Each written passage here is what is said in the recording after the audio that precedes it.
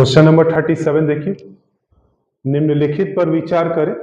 UPI, दूसरा RTGS, तीसरा NEFT NEFT और चौथा है स्विफ्ट।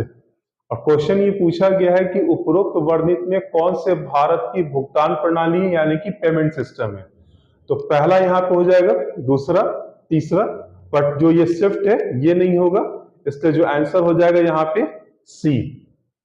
क्वेश्चन नंबर 38, निर्यातित उत्पादों पर शुल्कों एवं करों में छूट योजना के लिए दरें तय करने के लिए कौन उत्तरदायी है।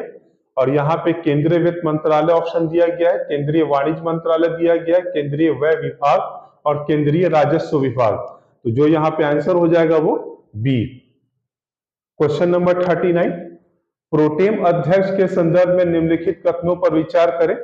सबसे पहला, संविधान का अनुच्छेद 83 विशेषकर इस पद का उल्लेख करता है। ये कथन गलत है, क्योंकि संविधान में कहीं भी इस पद का उल्लेख नहीं है, बल्कि लोकसभा के नियम संचालिका में इसका उल्लेख किया गया। दूसरा, राष्ट्रपति प्रोटेम अध्यक्ष को राष्ट्रपति भवन में शपथ दिलाते हैं, ये कथन सही हो जाएगा।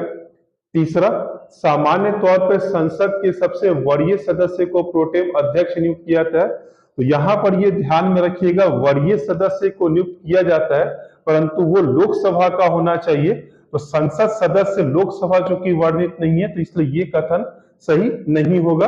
अब क्वेश्चन ये पूछा गया है कि उपरोक्त वर्णित कथन में से कितने सही है, तो 3 में से सिर्फ एक सही है, इसलिए आंसर हो जाएगा केवल एक। क्वेश्चन नंबर 40, 20 फुट इक्विवेलेंट शब्दावली निम्नलिखित में से किसके संदर्भ में प्रयुक्त होती है।